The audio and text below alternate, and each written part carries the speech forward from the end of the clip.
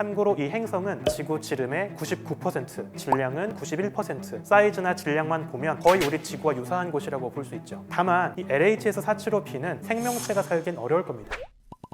안녕하세요. 우주먼지 현자타임즈라는 채널을 통해서 천문학 관련 이야기를 소개해드리고 있는 우주먼지 지웅배입니다. 저는 현재 연세대학교 은하하천화연구센터에서 은하들의 충돌과 진화를 함께 연구하고 있습니다. 단연 2022년은 제임스 웹 우주망원경의 해였다고 할 수 있습니다. 재작년 크리스마스에 우주로 올라갔고 이제 본격적으로 작년 7월경부터 아주 많은 관측들을 하고 있죠. 벌써 반년밖에 안 됐지만 제임스 웹은 외계 행성들도 발견하고 있고요. 또 별들이 탄생하고 죽어가는 현상이라던가 우주 끝자락에 아주 먼 원시 은하들의 모습까지 하나하나 포착을 해내고 있습니다. 제임스 웹이 찍었던 사진들 중에 용골자리 성운이라고 부르는 곳인데요. 대표적인 어린 별들이 탄생하고 있는 곳입니다. 지금 저 사진 속에 주황색으로 빛나고 있는 곳이 한창 높은 밀도로 반죽된 가스 거품 속에서 어린 별들이 탄생하고 있는 곳이라고 볼 수 있고요. 저기가 좀 재밌는 곳인 게 뭐냐면 제임스 웹이 찍은 영역보다 더 넓게 용골 성운 전체를 찍은 사진들이 있어요. 근데 그걸 보면 되게 절묘하게도 노벨 문학상을 탔던 대표적인 시인 가브리엘라라고 하는 분의 옆 얼굴하고 되게 똑같아요. 제임스 웹이 포착한 영역은 가브리엘라 얼굴에 코가 솟아있는 그 부분을 줌인해서 찍었다고 보시면 됩니다.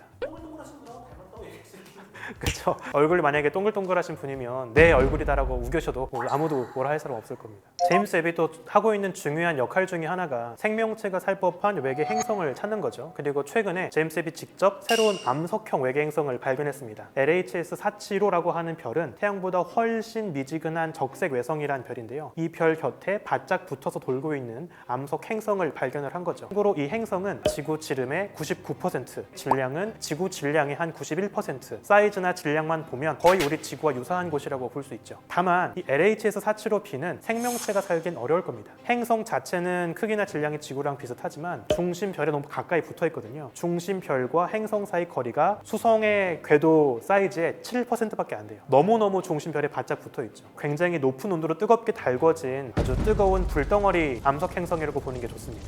허블 망원경은 사실 외계 행성을 찾는 목적의 망원경은 아니었어요. 더 다른 다양한 천체들을 관측을 했고요. 대신에 허블 말고 다른 우주망원경들이 있습니다. 앞서서 케플러 우주망원경은 이제 이런 외계 행성들을 주로 탐색하는 망원경이었고요. 케플러는 연료가 다 떨어져서 2018년도에 미션이 끝났습니다. 그리고 뒤이어서 테스라고 하는 새로운 망원경이 올라갔었죠. 그리고 지금도 열심히 관측을 하고 있는데 사실 이 LHS-475b 외계 행성도 순수하게 제임스 웹이 직접 처음 발견한 건 아니에요. 테스로 발견이 되었었습니다. 다만 테스 관측 때까지는 정확하게 외계 행성인지 아닌지를 확인할 수가 없었고요. 이번 제임스 웹을 통해서 최종 검증했다고 보면 됩니다. 이제 많은 분들이 제임스 웹 하면 아주 멀리 있는 수천 수백 광년 거리의 별 혹은 수억 광년의 은하 이런 것만 관측을 한다고 생각을 하는데요. 그렇지 않아요. 제임스 웹은 태양계도 관측을 합니다. 최근에 어떤 재밌는 발견이 있었냐면 우리 태양계에서 토성과 천왕성 궤도 사이에서 굉장히 크게 기울어진 궤도를 그리고 있는 커리클로라고 하는 소행성이 있습니다. 이 소행성이 왜 특별하냐면 굉장히 크기가 작은 소행성인데도 불구하고 토성처럼 고리를 갖고 있어요. 최근에 제임스 웹이 이 커리클로 소행성을 관측을 했습니다. 커리클로가 아주 멀리 떨어진 배경별 앞을 가리고 지나갈 때 벌어지는 별빛의 엄폐 현상을 관측했어요. 소행성이 별 앞을 가리고 지나가게 되면 지나갈 때 배경 별빛이 없어 보일 테니까 잠깐 별빛이 어두워지겠죠. 근데 재밌게도 커리클로는 지금 소개해드린 것처럼 양 옆에 고리를 갖고 있습니다. 커리클로의 몸통이 가리고 지나가는 것 말고도 앞, 뒤로 고리 때문에 별빛이 어두워지는 것도 목격이 되었어요. 커리클로와 고리가 함께 별 앞을 가리고 지나갈 때 처음에 앞에 고리가 지나갈 때 살짝 별빛이 어두워지고 커리클로의 몸통이 가리고 지나갈 때 가장 많이 어두워지고 뒤따르는 고리가 가리고 지나갈 때 마저 어두워지고 하는 이런 별빛의 밝기 변화가 포착이 되었죠. 이를 통해서 커리클로 소행성의 정확한 크기와 주변을 에워싸고 있는 고리의 사이즈도 잴 수가 있었고요. 또 하나 흥미로운 건 이 커리클로에 반사된 태양빛을 분석해 보니까 커리클로 표면에 굉장히 많은 물, 얼음이 얼어있다라고 하는 것도 새롭게 확인이 되기도 했습니다. 굉장히 며칠 전에 올라온 아주 따끈따끈한 발견입니다.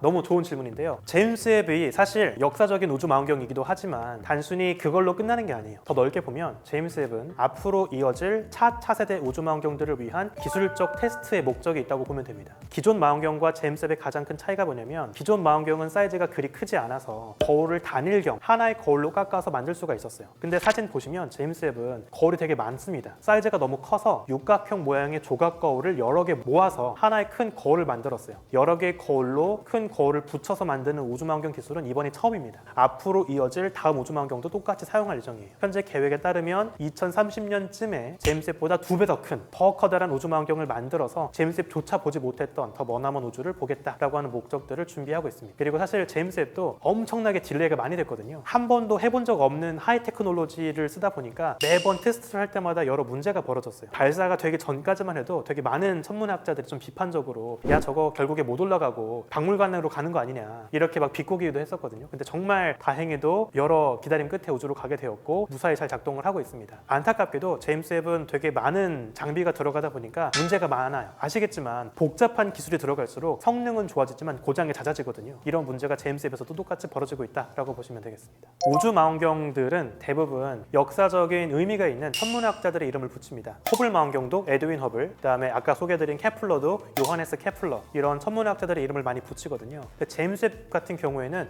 과학자 이름이 아니에요. 미국 나사 그 국장 이름입니다. 이 나사 국장이 왜 붙게 되었냐면 아폴로 미션, 달 탐사를 이끌었던 의미 있는 사람이다 보니까 제임스 웹이라는 이름이 붙게 되었는데 사실 전 개인적으로 좀 아쉽긴 해요. 충분히 우주 발전에 영향을 준 고마우신 분이긴 하지만 좀 더 역사적인 의미가 있는 과학자 이름을 붙였으면 와닿을 수 있지 않았을까라는 개인적인 아쉬움이 있고요. 그래서 방금 제가 소개드렸던 2030년경에 새로 발사할 차차세대 우주망원경의 경우에는 현재 후보로 거론되는 이름 중에 하나가 칼 세이건 스페이스 텔레스콥, 칼 세이건 우주망원경으로 하면 좋겠다라고 하는 논의가 진지하게 지금 진행이 되고 있습니다. 제임스 웹은 앞으로도 계속 두 가지 중요한 목표인 우주 초기, 빅뱅 직후에 탄생한 애기 은하들을 관측하는 목적과 그리고 생명체가 살 법한 헤비터블 행성들을 관측해 나가는 이런 두 가지 목적을 열심히 해 나갈 거라고 생각을 합니다. 좀 안타깝게도 이 제임스 웹이 아직까지는 외계 행성에서 대기권의 존재, 특히 지구와 같은 암석 행성의 대기권의 존재를 파악하는데 약간 어려움을 겪고 있어요. 워낙에 그 시그널이 약해서 분석할 때 좀 어렵거든요. 하지만 앞으로 몇 년 더 추가 관측을 해서 데이터를 쌓아간다면 충분히 유의미한 생명체가 살 법한 외계 행성의 대기권을 확인할 수 있을 거라고 생각을 합니다. 앞서 2019년에 역사상 처음으로 블랙홀의 모습을 찍게 되죠. 근데 이때 촬영했던 블랙홀은 우리 은하에 살고 있는 블랙홀은 아니었고요. 지구에서 5천만 광년 거리에 떨어진 M87이라고 하는 커다란 은하 중심에 살고 있는 블랙홀이었습니다. 바로 작년에 드디어 우리가 살고 있는 우리 은하계 중심의 초거대 질량 블랙홀을 찍게 되죠. 그런데 좀 더 가까운 곳인데도 불구하고 우리 은하계 살고 있는 블랙홀을 왜 더 늦게 찍었냐면 관측이 더 어려워서 그렇습니다. 더 가깝지만 우리 은하계 중심의 블랙홀은 우리 은하계를 가득 채우고 있는 별 먼지와 우주 먼지, 별들로 시야가 가려져 있죠. 시야를 가리고 있는 별 먼지를 꿰뚫고 관측을 해야 되기 때문에 훨씬 까다롭습니다.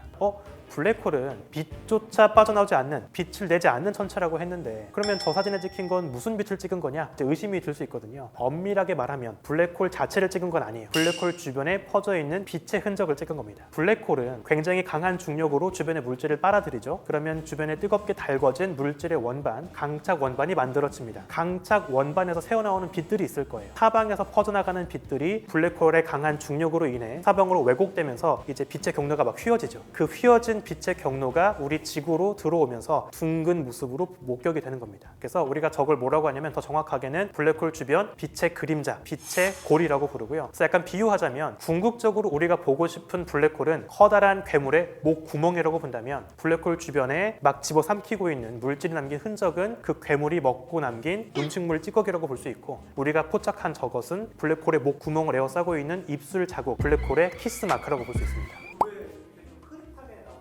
너무 날카로운 질문인데요. 앞서서 2019년에 관측했던 커다란 은하 블랙홀이랑 이번에 관측한 우리 은하 중심 블랙홀을 비교하면 되게 눈에 띄는 차이가 있어요. 앞서서 관측했던 블랙홀은 역시 좀 흐릿하긴 하지만 조금 더 선명하거든요. 반면에 우리 은하 블랙홀은 훨씬 흐릿하고 밝은 반점도 3개 보입니다. 저게 어떤 차이냐면 앞서서 관측했던 커다란 은하 중심의 블랙홀은 우리 은하 중심의 블랙홀에 비해서 훨씬 커요. 훨씬 무겁습니다. 그만큼 덩치도 크고 주변에 퍼져 있는 빛의 고리의 반경도 넓어요. 근데 반경이 넓어지면 훨씬 빛의 흔적이 느리게 돕니다. 반면에 우리 은하 중심의 블랙홀 같은 경우에는 훨씬 사이즈가 작고요. 질량도 작고 주변에 퍼져 있는 빛의 고리의 반경도 짧습니다. 반경이 짧은 빛의 고리가 돌게 되면 훨씬 빠른 속도로 빙글빙글 돌게 되죠. 빛의 흔적이 훨씬 빠르게 요동치게 돼요. 우리가 블랙홀 사진 찍을 때 한 번 딱 찍는 게 아니라 빠르게 움직이는 빛의 고리의 흔적을 여러 사진 찍어서 평균 내게 되거든요. 천천히 움직이는 거대한 블랙홀 주변의 빛의 흔적은 느리게 움직이니까 여러 장을 평균 내봤자 크게 불러지지 않지만 굉장히 빠르게 회전하는 빛의 흔적을 쌓아서 사진을 찍게 되면 잔상이 많이 남게 되는 거죠. 더 사이즈가 작은 블랙홀이기 때문에 훨씬 흐릿하게 보이게 되는 겁니다. 2023년 올해 벌어질 새로운 우주 탐사들로 몇 가지를 말씀을 드리면, 첫 번째로 올해 4월 발사될 목성의 얼음 위성 탐사선 주스 미션이 있습니다. 우리가 목성 주변에 위성 특히 4개가 있는데 이오, 칼리스토, 가니메데, 유로파, 주스 미션은 이 4곳 중에 이오를 제외한 나머지 3곳을 방문하게 되는데요. 목성 주변에 얼음 위성들이 있어요. 그리고 놀랍게도 이 얼음 위성 지하에 아주 많은 양의 물이 존재합니다. 지하 물 속에 과연 지구처럼 생명체가 살만한 조건이 갖춰졌을까를 확인을 해보고 싶은 거죠. 그동안엔 목성만 관측하거나 목성 관측한 김에 위성 잠깐 구경하고 마는 게 전부였습니다. 하지만 이번 주스 미션은 최종 목적지 자체가 목성이 아니라 목성의 위성이에요. 2023년에 발사를 하게 되면 한 8년 있다가 2031년에 목성의 위성에 도착을 하거든요. 그럼 그때부터 목성의 유로파, 칼리스토, 가니메데를 순서대로 훑어보게 됩니다. 유로파 주변을 지나가면서 유로파 내부에 얼마나 많은 양의 물이 존재하는지 레이더 관측을 하게 되고요. 또 마지막으로는 가장 큰 위성인 가니메데 곁을 돌면서 탐사를 하게 돼요. 이게 또 왜 특별하냐면 역사상 지금까지 단 한 번도 지구의 위성인 달이 아닌 다른 행성의 위성 주변을 맴도는 탐사를 한 적이 없습니다. 근데 드디어 지구의 달이 아닌 목성의 위성인 가니메데 주변을 8개월 동안 빙글빙글 돌면서 탐사를 하게 될 거예요. 가니메데도 마찬가지로 유로파처럼 지하에 굉장히 많은 물을 품고 있거든요. 이곳에도 얼마나 많은 물이 존재하는지를 파악할 예정입니다. 이 주스 미션이 왜 중요하냐면 올해에는 주스만 가지만 내후년 또 그 뒤에는 새로운 탐사 로봇들이 계속 가게 될 거거든요. 2024년에는 또 다른 유로파 클리퍼라고 한 탐사선이 떠나서 똑같이 유로파 주변의 물 지도를 그리게 되고요. 한 2025년쯤에는 직접 유로파 표면에 착륙해서 표면의 얼음을 긁어 모으는 그런 탐사를 할 예정입니다. 궁극적으로는 마치 빙어 낚시하듯이 유로파의 수킬로미터의 얼음을 뚫고 구멍을 뚫고 들어가서 그 물속을 탐사할 예정이에요. 그러면 역사상 최초로 그 영화 아바타 물의 길처럼 지구의 바다가 아닌 외계의 바닷속을 탐사하는 그런 역사적인 순간이 오게 되는 거죠. 운이 좋으면 정말 유로파 지하 바다에 외계 새우, 외계 플랑크톤 같은 게 있을지도 모르는 거죠.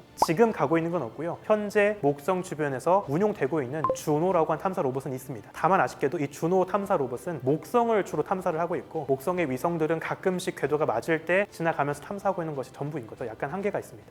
방금 소개해드린 주스 탐사가 당장 떠나자마자 돌아오는 미션이 아니라 좀 아쉽다면 이 미션으로 약간 위로가 될 수 있을 것 같은데요. 2023년 9월엔 앞서 지구를 떠났던 탐사 로봇이 지구로 돌아옵니다. 소행성 베누라고 하는 곳으로 오시리스 렉스라고 한 탐사 로봇이 떠났었거든요. 그리고 이 탐사 로봇은 소행성 표면에 딱 다가가서 모기처럼 주둥이를 길게 내뺀 다음에 콩하고 부딪혔어요. 우리가 이거 터치 앤 고라고 하는데 콩하고 부딪힐 때 튀어나온 파편들을 채집해서 캡슐에 담았습니다. 그리고 이 캡슐을 싣고 지금 다시 지구로 돌아오고 있어요. 소행성에다가 벨취를 했다고 보면 되겠죠. 현재 예정된 궤적에 따르면 올해 9월 23일쯤 지구 대기권으로 이 캡슐이 재진입을 하게 됩니다. 이 소행성 연구가 왜 중요하냐면 지구에게 이 많은 양의 물, 바닷물을 채워준 존재가 과연 누구인가가 아직까지 풀리지 않고 있는 되게 중요한 미스터리거든요. 최근까지 많은 천문학자들은 태양계 외곽에 얼어있는 얼음 덩어리, 해성들이 그 범인일 거다라고 생각을 했어요. 먼 옛날 해성들이 지구로 추락하면서 이들이 싣고 있던 물들을 보충해줬을 거다라고 생각을 했던 거죠. 그런데 안타깝게도 실제 해성을 탐사해보니까 해성에 얼어있는 물 성분과 지구에 고여있는 물 성분이 다릅니다. 해성은 답이 아닌 거죠. 그래서 그 대안으로 떠오르고 있는 게 바로 소행성인데요. 소행성 속에 얼어있는 물들을 우리가 최근에 분석을 해보니까 놀랍게도 지구의 물과 비슷할 거로 추정이 돼요. 이번에 채집해서 지구로 돌아오고 있는 베누 소행성의 물 역시 우리가 분석을 하면 지구에게 누가 과연 물을 제공한 것인가라는 수수께끼를 해결할 수 있겠죠. 그 많은 사람들이 좀 재밌는 게 나사가 되게 폐쇄적인 집단이라고 생각을 하거든요. 뭔가 51구역 같은 거 만들어 놓고 외계인들 고문하고 사람들하고 정보 공유 안 하고 되게 이런 폐쇄적인 집단일 거라고 생각을 하는데 정반대입니다. 제가 생각할 땐 나사만큼 오픈된 공간이 없어요. 모든 탐사 로봇들의 데이터 실시간으로 다 공유가 되고 있고요. 모든 탐사선들의 궤도 정보 다 실시간으로 정보 공유가 됩니다. 여러분들도 인터넷 링크만 있으면 다 집에서 다운받아서 볼 수 있어요. 이제 또 하나 소행성 탐사 미션이 올해 하나 더 예정이 되어 있는데요. 2023년 10월경에 발사되는 푸시케라는 소행성 탐사 미션입니다. 이 푸시케가 또 왜 특별하냐면 크기가 한 200km밖에 안 되는 작은 소행성이긴 합니다. 그런데 정말 희한하게도 올해 전 원래는 더 덩치가 컸는데 다른 소행성과 부딪히면서 외곽 껍질이 다 날아가 버렸어요. 원래 사이즈가 작아졌고 그러면서 내부에 매장되어 있던 소행성의 핵이 노출됐습니다. 이 소행성의 핵은 주로 철과 니켈로 구성이 되어 있거든요. 우리 지구 같은 암석 행성들도 그 핵은 대부분 철과 니켈로 있을 텐데 지구 안으로 들어갈 수가 없다 보니까 지구의 핵을 직접 연구할 수가 없는 거죠. 근데 이 푸시키의 소행성은 고맙게도 내부에 있던 철과 니켈이 다 노출되어 있어서 여기에 가기만 한다면 우리가 직접 만날 수 없는 지구의 내부 물질을 파악할 수가 있는 겁니다. 푸시키 탐사 탐사선이 올해 2023년 10월에 발사가 되고요. 한 2029년쯤에 도착을 할 예정입니다. 그리고 이 푸시키가 특별한 게 뭐냐면 제가 지금 말씀드린 것처럼 철과 니켈 덩어리라고 했잖아요. 엄청난 금속 자원이에요. 일부 천문학자들의 추정치에 따르면 만약 푸시키 소행성의 금속 재료를 우리가 자원으로 쓸 수 있다면 거의 100경 달러에 달하는 엄청난 경제적인 가치가 있다라고 이야기를 하기도 합니다. 뭐 당장은 어렵겠지만 이번 푸시키 탐사가 본격적인 소행성 채굴, 우주 경제가 시작되는 첫 단추가 될 수 있다고도 볼 수 있겠죠. 이 영상이 유익하셨다면 구독과 좋아요 그리고 알림 설정도 함께 부탁드립니다. 그리고 우주먼지 현대타임즈 제 채널도 많은 구경 부탁드릴게요. 감사합니다.